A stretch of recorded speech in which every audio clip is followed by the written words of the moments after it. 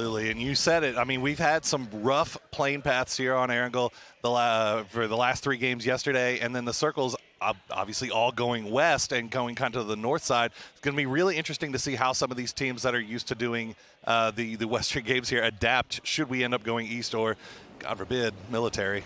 Hey, look, I'm more than happy to see a bit of that. I love to see some melee. I like anything kind of out there. We are going to be looking for those early potential clashes. Everything so far looks about right. Don't worry, Australia tends to go northeast of Pachinki, and they did seem to split towards maybe Ruins and towards that Watertown side. And then Finland, the team we all were looking at coming into this, especially from the European region, a superstar studded lineup has fallen a little flat. They, heading over to Pachinki, they desperately need a better result today. Yeah, I mean, as you said, fallen a little flat so far, but any team in this lobby at the top of the leaderboard would be dead wrong if they were thinking that this team is out of things at this point. I mean, we still have 10 games left to play. All these European teams that maybe had a little bit of spinning the wheels on the first day, I mean, they're going to be right there at the end of this. And it's going to be a wake-up call. If you're sat out there, you came in from your respective region, and you maybe underestimated some teams or how much they're going to bring. Hold on, we do have a little bit of an early fight, and we do see the perfect circle for Korea. Ladies and gentlemen, I know we're in Seoul, but once again, come on now, who's doing this? I mean, that is a perfect circle for them, and I'm pretty sure. Yeah, let's look at the teams who are in this. We have Canada in there, Australia in there, Russia, a doozy splitting over. China's trying to head out, I think maybe try and catch a couple more shots there towards the Brazilian side, just southwest of Yasnaya. Now, again, let's talk about this circle and what that means. Bora, break this down for us. I mean, look, it's a touch farther west maybe than we were seeing yesterday, but only just. At this point, all of these teams should know how they want to rotate into this, how they want to play this, because this is literally the 4th time we're seeing something similar here. I mean, it's going to be interesting to see now where teams, should they decide to go a little bit to the north side of the river and try to come in from a long wrap, or if they want to keep trying to do what they were doing yesterday. That's going to be the question for me, is how do these teams approach their rotations? Because it will not be easy. You look at the main bulk of where the teams are. You have Roshok. That rotation route is just littered with teams, almost unavailable. You go down south, maybe towards that southern road where you see Germany, Argentina, Thailand, maybe Finland if they go slightly further south. It's very, very busy. This is very hard for these teams to make those rotations. That north side swing might seem very viable at this point. Now remember, day 1 has passed, so all of these teams have gone back home, they've watched the VODs, they know what's happening, and honestly, if they've done their homework, they know how these teams will operate when it comes to those western circles, or at least they should. Yeah, I mean, we're already seeing the results of what had to be some VOD review. I mean, we were seeing a lot of teams drop Military Island yesterday, and this plane favoring that, but obviously Military Island empty. So other teams finding spots on the mainland to loot to try to reduce the time that they have to spend in transition. And jumping on board here with Vietnam, let's see where they go. They've actually probably got one of the better approaches, at least for now, towards the circle here. Not sure if they can truly center up too easily, but they are starting out in the north, which does mean there's no one else really around that sort of area. No one's going to be up by Zaki, no one's in the north of George, so they have a nice little approach if they want it. They can take their time, and they probably are well and truly aware of this. Now, I am glad to see Team UK down in the southeast by Melter Power. That was their original planned drop, if I'm not mistaken. That's where they wanted to go. They did switch things up, maybe trying to be a little bit more, I guess, reactive. But this is good. Maybe give them some stability because they desperately need it after a very, very poor day 1. Yeah, absolutely. I mean, the trouble that they were having yesterday, at least on Erangel, was their transition paths from Mill to Power. They were having, they kept finding teams and running into teams, and it seems like they ran into the Australians quite a bit as well. I mean, as you said, Vietnam, you know, they've got the time here. They're going to take their time looting up because they had to drop early, find vehicles, make their way up to Severny. Meanwhile, UK, they dropped right on Mill to Power. I'm kind of surprised that we haven't seen them already hopping into those vehicles and starting to make their way through. So maybe taking a little bit of time here. They might have to just commit towards edge game, considering they know how busy it is from about, I guess, if you want to say Roshok down to that south coast. A lot of those teams have already centralized, though. You look at the likes of Finland, they've headed over. I think Vietnam's already truly on towards Everest. Yeah, they're heading up towards it now. Finland going to hear those vehicles. They do have the SKS. They've got a few SKSs and SLR as well. So they can potentially maybe catch a little bit of damage, maybe get a little bit of flak down, and actually a fair bit of damage coming through. A little bit of attack there. Going to be able to surely make it to cover. They shouldn't be in too much bother here at this point for the Thai side. They should be able to kind of play it calm, get a bit of cover. They should be safe. Well, it's still good news coming out for Finland now. They're already in a good spot, 4 up. They've managed to survive the early game rotations, which has been kind of a point of problems for them earlier so far. So now we see Canada just off to the west of them as we check in with Japan, trying to make their way in from the east side as well. Getting their way through. They do have as they're coming in somewhat later than the other teams who did, I guess, evacuate this area, they do at least have a decent avenue of approach. They shouldn't have too much bother unless they try and go hyper central. Interesting. We got no crate's going to be picked up early here as the double crate has gone out far west into the water. PO with a nice little overview here of the Australian team in the warehouses. Is he going to take these shots, though? I would say it's a little bit risky. We know PO is very aggressive and will fight it, but I would say with Australia being in that angle, they can play out of those nice hangars that have the windows, a lot of different angles to peek from. So you kind of, even though you're the aggressor for PO, you kind of get worked over a little bit by the other side. So maybe backing away, getting a bit of a glimpse, spotting out, okay, there's a team, information found. Let's readjust with my team and play this out smart. Zoid, mate, not great at driving there. He's got it. It's parked. It's fine. It's fine. We check in with China finding their way over to Cube. Maybe seeing if they can get a little cheeky pick off here if anybody's trying to make a transition in late. But right now they're just kind of holding down north of the river just in case this circle decides to cut hard north. They'll have a nice control over this bridge.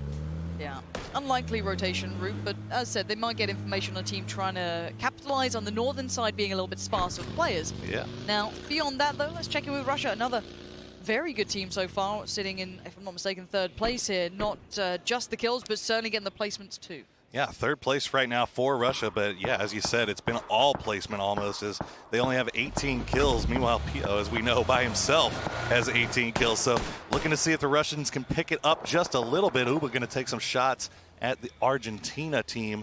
It's going to be taking a spot there on the radio tower. We saw them play this this position yesterday to not very good effect. Oh no! You don't love to see that. I've been waiting. I knew it was going to come eventually. But hopefully the boys.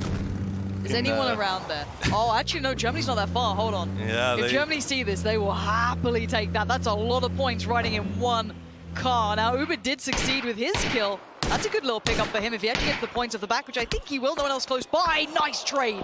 Right back in. Ooh. Uber gets completely muted. Down you go, knocked.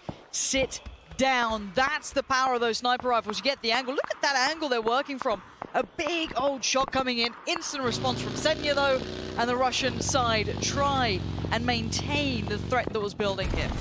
Looks like they should be able to get that res, but Silzen's going to get polished off by Senya as well. So now Argentina, once again, down to 2 players. They're playing this radio tower spot, which is, out in the middle of the open. They're going to it very, very early, but it doesn't look like they have much idea of what to do once they're there. No, they did. They aren't going to get the revive. They should be fine. They've gained more than they've lost, putting it that way. They should be perfectly okay. We do see Vietnam utilizing that northern side, heading through northern Georgia, making their way towards the south side here, working their way through the compounds. It's actually pretty available. They do get spotted. They will be seen, but it's not a bad shout considering where this is likely to go. It will move away from water eventually. In we go, and it still has the vast majority of Georgia Pole in this. It about caps off, I guess, north of, I don't want to say Quarry, but that god-tier compound north of Quarry, the road that runs around it, that's about the southern cap.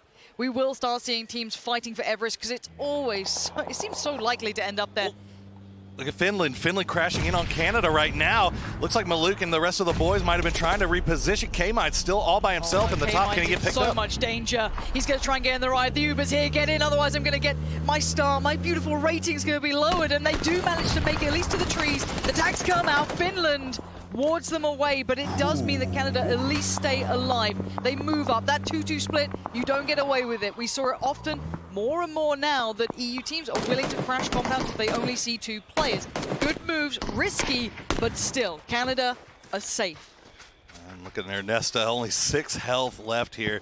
Russians very much know where the rest of the Argentina boys are, hiding, setting some shots that way. But yeah, as you said, Canada extremely lucky, and you gotta wonder if Finland would like to have that one back there.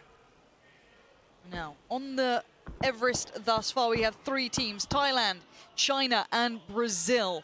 That's our current 3 teams. There could be certainly more added to that. I could see 2 more teams on this, but already Turkey's going to catch one of the Brazilians trying to join his fellow teammates. He was caught off just north of Everest, trying to kind of come down by the crates themselves out in the east.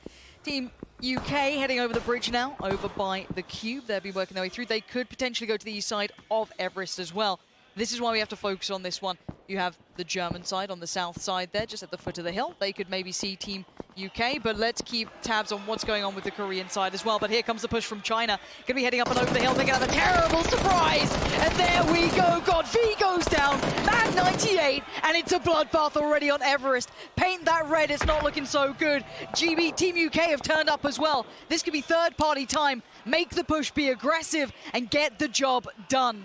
That was a 200 IQ trap set by Thailand there. They had Duckmans baiting out the push from China while the rest of the team was just waiting behind a ledge, ready to spring the trap. But what can UK do here now? As China is aware that they're there, they have one guy hiding just to kind of wait to see if maybe they can do the same thing to UK as they just was done to them.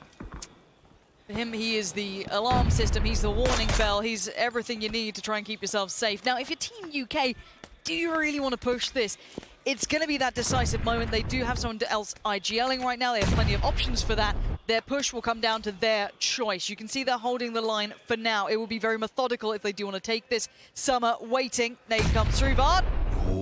Vard is safe for now. There's plenty of rocks here to try and dance around that territory. And a quick update. Still 16 teams, still 59 players. Plenty still standing. But Vard is going running. That's an nade in hand. And we know what this man in his normal team can do with those sort of things. Nades coming in, but it's going to be the Chinese side now put on notice. Have to be careful, have to be smart. December 12th looking a little bit worried, and I can tell as to why. The rest of his teammates not looking so good. Vard going to make the push very, very cautious. But here's the shots in the back. And the nade! It's so good! Miraku gets cut down. Summer just causing enough of a distraction to temper the threat.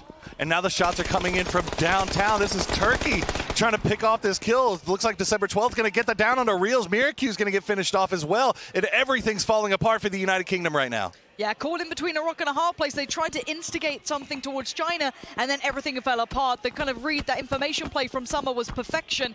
December 12th looked vulnerable for a second, but actually did recover from it. Reels is so open here. It's a very risky revive as they don't know where Summer's gone. It looks like they might have found the information again, but Vard, in a bit of a battle here himself, needs to be very, very cautious. They are all, as you said, worried that's going to be December 12th going down. Good 1v1 there by Vard. Summer's still alive, but you can see the shots still coming in from the Turkish squad. Yeah, they're not going to be relenting at all. Summer's still lurking, still lingering on the hillside, just about peeks over, gets a glimpse. He gets a great shot. Good bit of damage. Vard, though, able to do... Oh, what? Summer! My word, that is perfection, and it might be more. Michael's in danger. Hits the deck, tries to stay alive. We're spinning around, and at the meantime, Japan's just gone down. And that is excellent play from Summer.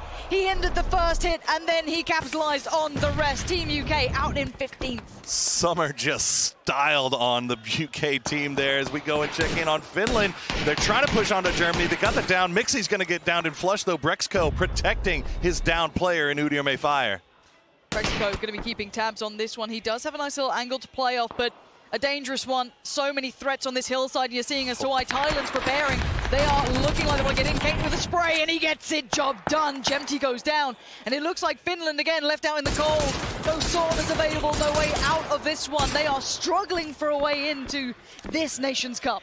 They're trying to struggle into this circle at the moment as well, as we see Tanawat has the boys from Germany in view. It's not going to land right off the bat, but he has got all day long to line these shots up. We have potentially 4 or 5 teams all in this specific area, the southeast side of the circle, just towards the west of Everest. You have Germany up there, Thailand up there, the remainders of China, Brazil. You have Argentina not too far away, and there we go. We're finally starting to see these kills come in. That's Chris getting punished by Samti. Some of the best out in PEL battling here, and sadly for Germany, Rock and a hard play situation again. You can't go up the hill, you can't go down. You have to try and fight your way forward. I see what Chris was trying to do there, trying to get a nice little flanking spot onto to Team Finland. Unfortunately, he does get picked off, and that's a really good heads-up play from Finland. So that's what we like to see from these guys. Unfortunately, the kill is going to get stolen by Tanawat from Thailand. So these guys just overseeing the entirety of this fight right now.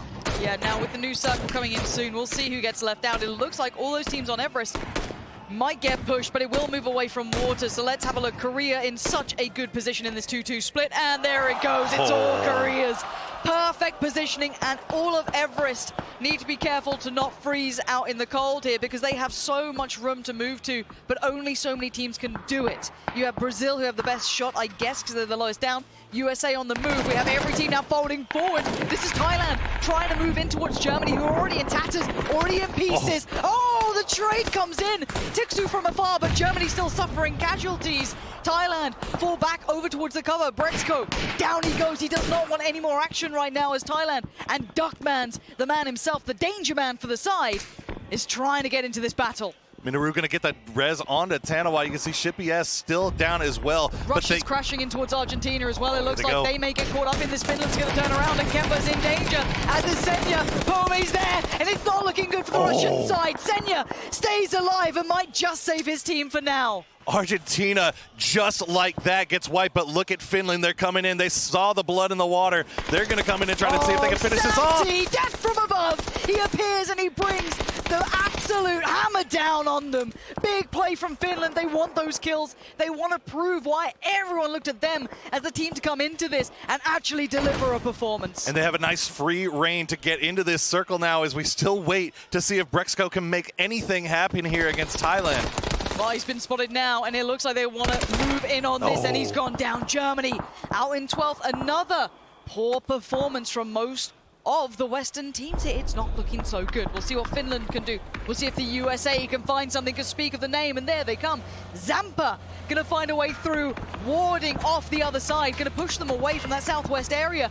But kind of make that rotation very difficult. And Thailand, in the meantime, has found the pointy end of the stick against Samti and the Finns. Tixu managing to pick up one off of Thailand here. So Minoru and Duckmans, it's all down to them. They have the blue encroaching upon him. Samti just going to sit here and pick him off. Oh, Zoidmate. Where did he come from? Yeah, the Australian side. This is now going to play into all the teams who are a little bit more central towards Hospital. Hospital is the slap bang middle of this, but here's Korea. Don't tussle with them. They've been quite quiet thus far. Finland not going to get away with a clean sweep here. Jemti's gone down. He's a big name to lose out on, as Duckmans, your MVP for Thailand, I guess you could say, is looking unlikely to progress here. Kept back in the blue, and Finland are going to keep him there. If they can get these points, that's the paramount idea. Nice nade! Can't get Tixu down, but he's... he's nuts! Man! Can you believe it? Tixu does fall, but for all of that, he does lose his life. But he's definitely made it tricky for the Finns, as Tixu's bleeding by the wayside. And now there's going to be pressure coming in elsewhere. They see the smoke go up and a potential point, and that's Korea wanting to get into this, because look at them. They've been quiet. 0 kills so far. I mean, look at the 2-2 split that they have. This is so aggressive coming out of Korea. This is them wanting to get these kills. Unfortunately, none on the board just yet, but they have center circle, and there's still 33 bodies left alive in this lobby. This could be the switch of focus we were theorizing, at least the desk was, that maybe they are starting to look for placements as well as those kills. But when the circle favors you, don't move away from it, embrace it and try and play it well. Find that perfect balance between aggression and then playing smart. Now, this is where teams who are on the outskirts might get into a spot of bother, as it does centralize. Korea, are you kidding me right now? Gifted a circle, and they should capitalize. Who is this getting away with it? So Australia hold the northeast side. We have Brazil out on the east. Korea still in that 2-2. Hospital and the compound southeast of it perfectly complementing each other. Canada, not a bad spot, but Thailand... Wait, who is this? Is that Turkey? Turkey's flying in. Oh my god! They've crashed it, and it has not gone well. I'm pretty sure it's just Iroh alive now. He's just about made it away, but no, cover really finds a rock, hunkers down. But that was a dangerous play, very characteristic of love the Turkish team. They love those sort of aggressive plays, very late game, just sending it wherever they can. Sixmo's now on the way. Actually, they have 2 left. Sixmo up the hill, got to be careful. There's everyone alive still in this area. Plenty of eyes on this location. That was a phenomenal hold by Brazil there. They had guys coming right on top of them, but they managed to hold their defilade here just long enough, keeping 3 alive. Turkey, they got 2 up still. We'll have to see what happens. They do have center circle. Oh, Finland's in so much trouble. This might be the time where you switch from trying to get to the circle to trying to get the kills. That might be the play here, as much as it does kind of suck to see it. They are in such a bad spot there out in the east. They probably will get caught. If they make it in, it's a miracle. But oh no, don't you die to that car, USA. You've been doing so good. Don't you dare. Sam-T goes down, not too unexpected. I think all of us saw that position. And as much as they'd like to, it's going to be tough. And we do see the nades being lined up. That is a very nicely theorized nade. I don't think it quite went far enough over the hill, no, and maybe just about saving Leo and Co from that pressure coming in from Korea. But it does show they're hyper aware of the positions. This is putting Korea in an interesting position now. They've been holding this 2-2 split for quite some time, but now the circle has collapsed right on top of them. Can they get to a point where they can reconnect and bring all 4 back together? As we see Tiksu going to go out to the blue, and that's Finland out in 10th. Now let's look at our top 10 here. Let's see who we have alive. The USA, very nice positioning. Canada as well. Again, a bit of a superstar lineup, a bit of a fan favorite lineup to say the least, especially for Canada. You see those names, you can't deny it. Now, USA under plenty of pressure from Canada, so not ideal. And it looks like we might be seeing a little bit of that wanting to get in the action from Korea. Definitely trying to stretch out now. Pio with a hit and run. Gets down Iro, backs away. All right, I'll calm down for the rest of the game now. I mean, look at this is where the benefit of that 2-2 split comes in. He had the information about where Iro was fed to him by his duo that was off to the southeast. Pio just leaving the hospital long enough to throw a blind nade to where his teammate said would be a body. Zoid trying to take the limelight away from Luke here. And Zampa, the USA side, trying to build some cover here, give them a way out, using that smoke wall as best they can to try and cross over. Maybe a bit of a ruse. Oh my word. They don't need help. Stop it. They're already so good. And the crowd goes wild. As we know, we see now the U.S. having to make their way around Australia. Zoid's just pushing with a nade out in his hand. Is he insane? Oh, he knows exactly where the Brazilians are. Where did they peek? This man is absolutely insane. Nade comes in. It's not bad. Good tag there towards some of the Brazilians. Does he continue the push? 12 bullets is all he's got to work with. This is a very individual play from him. Where's the rest of his team here? He's just gone for a walkabout. He's in a little bit of bother if they don't help him out here. He's nuts. He's making plays. He has no backup from his team. You can see the rest of them already trying to wrap around to the north side. They're locking them in. That's quite smart. If he might sacrifice himself for the greater good, and he's done exactly that. He's going to take down one. Brazil now. Oh, sorry! Are you kidding me? Down to a one-shot and the FPS. He's the superstar of the lineup, and Zoid wants to take it away. No, big denial. Rusty's area, trying to get back into this. Temper the bleed, stem the pressure, but look at the rest of Australia. He sacrificed himself for the benefit of his team. The rest of them have now made it to the circle, and he has slowed down Brazil. This should allow the pressure to come back in, but look at Korea starting to wind it up now. You see the rest of the Australia team. They've come over the top. They're trying to see if they can maybe catch an angle here onto Brazil, keep them from coming into this circle, but they got to be careful because Sixmo is snaking right by them. Yeah, known for the snaking ability, Korea have managed to kind of consolidate themselves. Aqua 5 is out on his own, but the rest are in that southeast compound now. Moving away from hospital, the nade's coming in, the nade going to be coming back out, and that's Leo finding Pio. Big name to go down. Leo going to push this one. Trying to find a way through the smoke. It's not too easy, and there's Pio trying to fall back as look at them. They're trying to make it. Wait, the third party! Moody catching them on the cross. They're helping out Korea. They do not want to give these guys assistance. Leo goes down to his own nade that he ticked, and now let's see what SR can do. This is Korea in trouble. This is bad. Chinese Taipei has been holding down the other side of that road. They had to move over, and SR is going nuts here. He's got 2 downs. Loki is going to get flushed out as well. What can Anonix do? He's looking for the next angle. He's looking for a way forward here. His teammates have just been slaughtered. He wants revenge, but Hospital, it's not really helping anyone out. It's a massacre in here. We might need to bring out the body bags because the USA is taking down Vietnam. And we see everyone trying to find a way out, but there is no escaping Bahawaka here. Ionix desperately trying to hold that angle, hold the line, but he knows he's part of the last standing hope for Korea in this game, and that would be a huge upset here. You also have the rogue wolf of summer from China still alive as Luke is going to get the down on the Rusty Zero. What can Brazil do? They've got 2 alive here. They're trying to come down the lower side here, try to get a flank. Luke, you like the limelight, and I don't blame you. The guy's an animal. He needs to absolutely go up right now, and he can't do it. Put down! And Australia down in 9th. And we see Hospital taking the crown so far. Canada on the outskirts. We have Vietnam, USA, and China all taking over Hospital area. Korea are not inside this one. Aqua 5 and Ionic still alive, but not in the best positions anymore. Nonic's going to try to get into this vehicle, see if he can make some kind of move over to his teammate in Aqua 5. Looks like SR going to try to take a few shots at him, but nothing going to find its home. Canada in a great spot right now. They're not part of this nonsense going on at Hospital, but they have great oversight of everything coming out of it. Brazil just heard this car pulling up. I'm almost certain. Sixmo could third-party all of this and just be that real nuisance, but we know that Sixmo can play very passive. This guy is known for his snaking ability. If you watch PEL, a lot of the Turkish team, they can be, high tempo or super passive. Now Canada controlling the east, but they want the south as well. Nice idea. They maybe want this hillside, be able to lock those players in towards the Hospital. And we have close quarter combat. We don't often see this. Beautiful building to fight over. Zampa got to be careful to not go walking too far in towards the enemy. They're going to hit all of those steps. And it looks like Moody might have caught a glimpse. He might be seeing, I don't know if he saw maybe a smoke or something showing. But he's keeping eyes on that southeast corner, maybe realizing Korea were there at one point, but they've already moved. Yeah, they're going to see if they can try to pick up SR here. They know that they have a good idea that somebody's hiding out over there.